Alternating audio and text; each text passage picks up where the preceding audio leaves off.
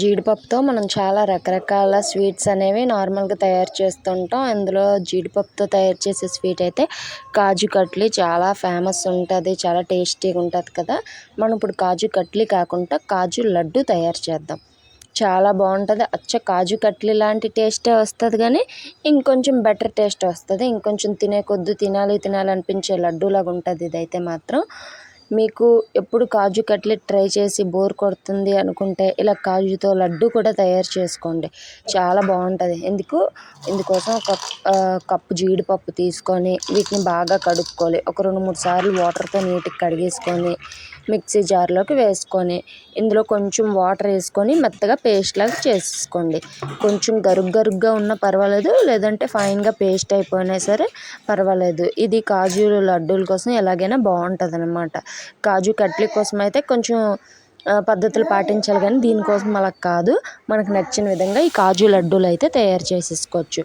ఇప్పుడు పాకం కోసం ఒక కప్పు పంచదార, మనం ఏ కప్పుతోనైతే జీడిపప్పు తీసుకున్నామో అదే కప్పుతో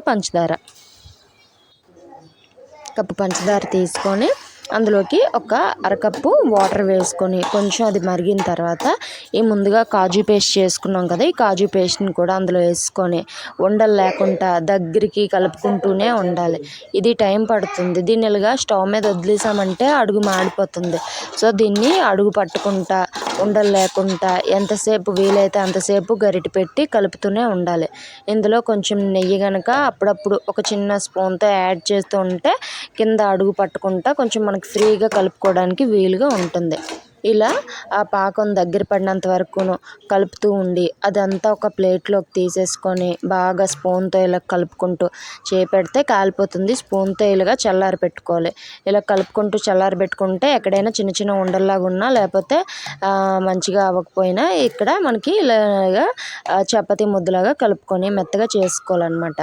ఇలా మెత్తగా చేసుకొని మొత్తం ఒక 5 నిమిషాలు 10 నిమిషాల పాటు చల్లారబెట్టేసుకోవాలి. ఇలాగా కలుపుకుంటూ చల్లారబెట్టుకున్న తర్వాత వీటిని వేడి చేయాలంటే ఒక దేని మీద వేసుకొని చిన్న చిన్న ముక్కల్లాగా కట్ చేసేసుకొని వాటిని చిన్న చిన్న ఉండల్లాగా బాల్స్ లాగా చుట్టేసుకోవాలి.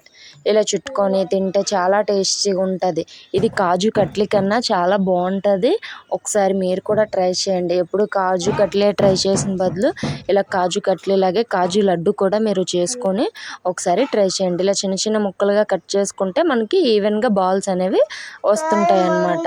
ఇలా కట్ చేసుకొని ఒక్కొక్క దాన్ని ఉండల్లా చుట్టేసుకొని ఒక ప్లేట్లో పెట్టేసుకోవడమే. దాని తర్వాత ఎయిర్ టైట్ కంటైనర్ బాక్స్లో పెట్టుకొని ఉంచుకుంటే ఒక 1 వీక్ వరకు మనకి ఇవి చాలా బాగుంటాయి, టేస్టీగా ఉంటాయి. ఫ్రిడ్జ్లో అయితే ఒక నెల వరకు ఉంటుంది, కానీ అంతలోపే మనం తినేస్తాం కాబట్టి